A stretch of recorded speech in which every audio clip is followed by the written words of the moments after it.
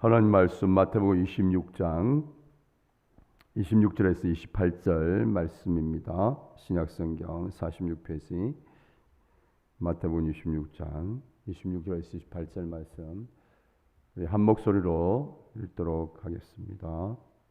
마태복음 26장 26절에서 28절 말씀입니다. 함께 읽겠습니다. 그들이 먹을 때에 예수께서 떡을 가지사 축복하시고 떼어 제자들에게 주시며 이르시되 받아서 먹으라 이것은 내 몸이니라 하시고 또 잔을 가지사 감사 기도하시고 그들에게 주시며 이르시되 너희가 다 이것을 마시라 이것은 죄 사함을 얻게 하려고 많은 사람을 위하여 흘리는 바 나의 피 곧 언약의 피니라. 아멘. 오늘은 예수님의 마지막 일주일 넷째 날 목요일 행적을 묵상을 하도록 하겠습니다. 목요일은 예수님께서 마지막 만찬, 유월절 만찬을 그렇게 지키시는 내용입니다. 여러분, 예수님께서 이제 오늘 목요일 날 유월절 만찬을 지내시고 겟세마네 동산에서 기도를 하시고 난 이후에 이제 로마의 병정들에 의해서 체포당하시고 그리고 이제 금요일 날 십자가에 이제 달려 돌아가십니다. 유대인들은 한 날이 저녁부터 시작되어지죠. 그래서 우리 이제 한국과 개념이 다르죠. 시간 개념이 다르죠. 예수님께서 이제 십자가의 죽음을 하루 앞두고 있는 이 중요한 시점에 자신의 인생에 어떻게 보면 이 땅에서의 마지막 삶이 하루 남아 있는 이때에 너무너무 소중한 하루의 시간을 누구와 함께 보내고 있는지를 우리가 집중할 필요가 있습니다. 그 귀중한 시간을 예수님께서는 누구와 함께 하고 있습니까? 오늘 20절 말씀 보면 저물 때에 예수께서 12제자와 함께 앉으셨더니 라고 되어 있어요. 하루밖에 남지 않은 이 땅의 마지막 삶, 그 귀중한 시간을 우리 주님은 자신의 사랑하는 제자들과 함께 시간을 보내셨어요. 여러분, 이 귀중한 시간을 함께 보내고 있는 제자들이 어떤 사람들입니까? 예수님을 팔 사람들이죠. 예수님을 부인할 사람들이죠. 십자가 앞에서 예수님을 버려두고 자신만 살겠다고 모두 다 예수님을 배신하고 도망을 칠 사람들이 바로 예수님의 제자들입니다. 그런 이 제자들, 그 제자들과 함께 우리 주님께서 자신의 인생의 마지막 그 하루 전날의 그 귀중한 시간을 함께하고 계시는 거예요. 그러면서 우리 주님은 이제 그들과 함께 마지막 만찬, 유월절 만찬을 하시면서 동시에 최초의 성찬을 행하고 계시는 것이죠. 마지막 만찬을 행하지만 처음에 성찬을 행하고 계시는 거예요. 우리 역사에 있어서 가장 처음 성만찬을 우리 주님께서 행하고 계시는 것이죠. 오늘 우리가 읽은 것처럼 우리 주님께서 이제 제자들과 함께 최초의 성찬을 행하시고 계십니다. 그러면서 우리가 26절 말씀 이렇게 말씀하십니다. 그들이 먹을 때에 예수께서 떡을 가지사 축복하시고 떼어 제자들에게 주시며 이르시되 받아서 먹으라 이것은 내 몸이라 하시고 또한 잔을 가지고 감사기도 하시고 제자들에게 나누어 주십니다. 또 잔을 가지사 감사기도 하시고 그들에게 주시며 이르시되 너희가 이것을 다 마시라 이것은 곧 제 사함을 얻게 하려고 많은 사람을 위하여 흘리는 바 나의 피고 언약의 피니라. 우리가 유월절 만찬은 유월절을 이미 우리가 대해서 살펴보았지 않았습니까? 하나님께서 이스라엘 백성을 애굽에서 구원하실 때 유월절 절기를 하나님께서 제정을 하셨습니다. 그 죽음의 사자가 넘어갈 때에 어린 양의 그 피를 보고 그 집은 넘어갔습니다. 그래서 이스라엘 백성들은 모두 다 죽음으로부터 구원을 받고 이 애굽의 백성들은 모두 다 죽임을 당하게 되죠. 처음 난 것들이. 이 율절 절기가 제정되었습니다. 그래서 율절 절기를 이스라엘 백성들은 대대로 그렇게 지켰습니다. 율절이 되면 가족의 수를 따라서 어린 양을 잡습니다. 여러분, 제가 이렇게 말은 쉽게 하지만 가족의 수를 따라서 어린 양을 잡는다고 한번 생각해 보십시오.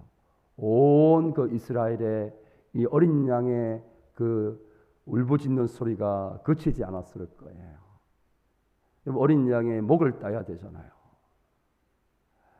근데 그 얼마나 그 그 어린 양이 죽어가면서 울부짖는 소리가 온 이스라엘 땅에 가득했을 거예요. 이 어린 양의 피를 잡고 또 그것을 통한 이제 이 죄로부터의 이 용서를 받는, 죄로부터 구원을 받는 이 유월절 사건이 이제 새로운 이제 성찬으로 제정이 되게 된 것이에요. 이제 어린 양의 피가 아니라 정말 어린 양 대신 예수 그리스도의 그 살아있는 보배로우신 피를 통해서 이제 죄 사함을 받게 되는 새로운 언약을 예수님께서 첫 성찬을 통해서 제자들과 맺고 계시는 것이죠. 더 이상 짐승의 피가 아닌 살아계신 예수님의 그 십자가의 피를 통해서 죄 사함을 얻게 하는 새로운 언약을 우리 주님께서 맺고 계시는 거예요. 여러분, 이 언약을 맺고 계시는 제자들이 어떤 존재입니까? 이미 살펴봤던 것처럼 우리 주님께서 이들을 축복하시고 이들에게 떡을 나누어 주셨습니다. 우리 주님께서 제자들에게 나눠준 떡이 어떤 떡입니까?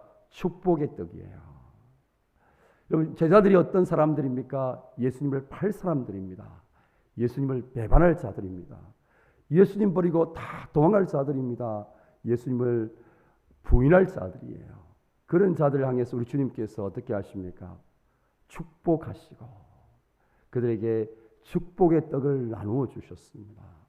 그들이 장차 조금 후에 할 일을 생각하면 우리 주님은 저주의 떡을 떼어 주셔야 되는데, 제자들을 저주하시면서 떡을 떼어 주셔야 되는데, 우리 주님은 축복하시면서 그들에게 축복을 떡을 나눠 주시면서 이 떡은 널 위하여 찢기는 나의 몸이라고 우리 주님께서 말씀하셨어요. 자신을 배반할 제자들, 자신을 팔 제자들, 십자가 앞에서 자신을 버리고 모두 도망갈 제자들을 향해서 우리 주님께서 하시는 일이 뭡니까? 자신의 몸을 내어주셨어요. 여러분, 또 우리 주님께서 잔을 가지사 감사 기도하시고 그들에게 주시며 이르시되 너희가 이것을 다 마시라. 이것은 죄 사함을 얻게 하려고 흘리는 나의 피니라. 그렇게 말씀하셨어요. 잔을 나눠주시면서 우리 주님은 감사의 기도를 하셨어요. 여러분, 어떻게 감사를 할 수 있습니까? 조금 있으면 자신들에게 향할 제자들의 행위를 생각하면 우리 주님은 감사할 수가 없어요.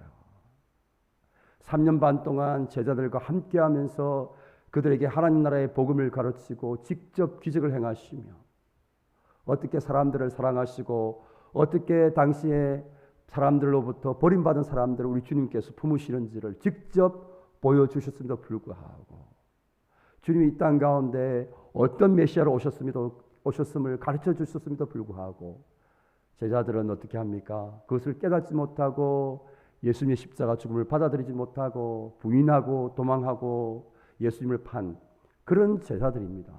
그런 제자들에게 우리 주님께서는 감사의 잔을 나누셨어요. 여러분, 어떻게 자신을 팔고 자신을 부인하고 자신을 버리고 모두 도망갈 제자들, 그 제자들을 향해서 축복의 떡을 나누고 감사의 잔을 나눌 수가 있습니까? 여러분, 어떻게 그럴 수가 있습니까? 여러분, 이것이 바로 주님의 완전하신 사랑이에요. 요한복음 14장 1절, 유월절 전에 예수께서 제자를 떠나 아버지께로 가실 줄 아시고 세상에 있는 자기 사람들을 사랑하시되 끝까지 사랑하신다. 자신을 팔 제자들, 자신을 부인할 제자들, 자신을 버리고 모두 도망갈 제자들을 향해서 우리 주님은 끝까지 사랑하셨어요. 자기 사람들을 사랑하시되 끝까지 사랑하신다. 자신의 생애 마지막 순간까지 부족하고 연약하고 죄의 본성에 젖어서 자신들이 원하는 삶도 살지 못하는 그 연약한 인생들, 그 제자들 향한 사랑의 마음을 잃지 않으신 것입니다. 여러분, 우리는 이런 완전하신 주님의 사랑을 묵상할 때마다 우리의 사랑이 얼마나 불완전한 것인가를 보게 돼요. 주님의 이 완전하신 사랑에 비해서 우리의 사랑이라는 것이 얼마나 덧없음을 보게 돼요. 주님의 그 완전하신 사랑을 우리가 묵상할 때마다 우리의 사랑이 얼마나 조건적인지를 보게 됩니다. 얼마나 상황과 환경에 따라서, 얼마나 조건에 따라서, 처지에 따라서 변할 수 있는 불완전한 사랑을 보게 돼요. 우리는 사람을 사랑한다고 하지만 우리의 사랑이 불완전하기 때문에 상대방에게 상처를 줘요. 우리가 사랑을 한다고 하지만 우리의 사랑은 이기적인 사랑이죠. 상대방을 배려하는 사랑이 아니라 자기중심적인 사랑이에요. 여러분, 우리의 사랑이라는 것이 얼마나 조건적입니까? 네 없으면 못 산다 이렇게 이야기해놓고 네 때문에 못 산다 이렇게 하는 게 우리의 사랑이에요. 우리의 사랑이 얼마나 불완전하고 우리의 사랑이 얼마나 조건적인 사랑입니까? 하나님의 우리 주님의 이 완전하신 사랑을 묵상할 때마다 우리의 사랑이 얼마나 불완전하고 우리의 사랑이 얼마나 조건적이고 믿을 것이 못 된다는 것을 확인하게 돼요. 그래서 우리의 진정한 소망은 우리의 불완전한 사랑에 있는 것이 아니라 완전하신 하나님의 사랑, 세상에 있는 자기의 사람들을 사랑하시되 끝까지 사랑하시는, 자신의 모든 것을 다 내어주시고 끝까지 담이 없이 사랑하시는 이 완전하신 주님의 사랑, 하나님의 사랑이 우리의 소망이 되는 것입니다. 오늘 우리가 유월절 만찬을 우리가 묵상하면서 이 만찬 가운데, 이 성찬 가운데 나타난 우리가 완전하신 주님의 사랑을 붙들 수 있기를 축복합니다. 여러분, 불완전한 사람들의 사랑 붙들고 그 사랑 믿고 그 사랑 때문에 실망하는 그런 삶이 아니라 완전하신 주님의 사랑, 무조건적인 그 주님의 사랑, 그 주님의 사랑을 붙들고 그 주님의 사랑 안에서 그 주님의 사랑을 누리며 살아갈 수 있기를 축복합니다. 불완전한 우리의 모습을 바라보고 또 불완전한 다른 사람들의 모습을 바라보면서 실망하고 낙심할 것이 아니라, 또 불완전한 우리 자신을 믿을 것이 아니라, 불완전한 다른 사람들을 믿을 것이 아니라 완전하신 하나님의 사랑을 붙들고 그 하나님의 사랑을 의지하고 그 하나님을 믿을 수 있기를 축복합니다. 우리가 하나님의 완전하신 사랑 안에 거하게 되면 우리 안에 있는 모든 두려움들이 다 쫓아지게 될 줄 믿습니다. 사랑 안에는 두려움이 없느니라. 사랑 안에는 두려움이 없느니라. 왜 우리가 두려워하고 근심하고 걱정하고 염려합니까? 완전하신 주님의 사랑, 완전하신 하나님의 사랑이 아니라 불완전한 사람들의 사랑, 불완전한 사람들을 믿고 그 사랑을 붙들고 그 사랑을 의지하기 때문에 우리 속에 있는 두려움이 이게 사라지지 않는 거예요. 주님이 말씀하십니다. 사랑은 두려움을 내어 쫓느니라. 주님의 완전하신 이 사랑을 붙드는 사람, 주님의 이 완전하신 사랑 안에 거하는 사람, 이 사랑을 누리며 살아가는 사람은 두려움 가운데 거하지 않게 되고 평강 가운데 거하게 될 줄 믿습니다. 사랑하는 우리 평강의 가족 여러분, 우리가 주님의 한 주간 고난을 묵상하면서 우리의 불완전한 모습들을 바라보시면서 또 다른 사람들의 그 불완전한 모습들을 바라보시면서 낙심하지 마시고 절망하지 마시고 완전하신 하나님의 사랑, 자기를 내어주시면서 끝까지 사랑하시는, 자기의 사람들을 끝까지 사랑하시는 그 주님의 사랑을 다시 한번 붙들 수 있기를 축복합니다. 그 주님의 사랑을 의지할 수 있기를 축복합니다. 그 주님의 사랑 안에서 거하면서 그 사랑을 누리면서 살아갈 수 있는 우리 모두가 되기를 주님의 이름으로 축복합니다. 우리 오늘 말씀을 생각하면서 같이 한번 기도하겠습니다.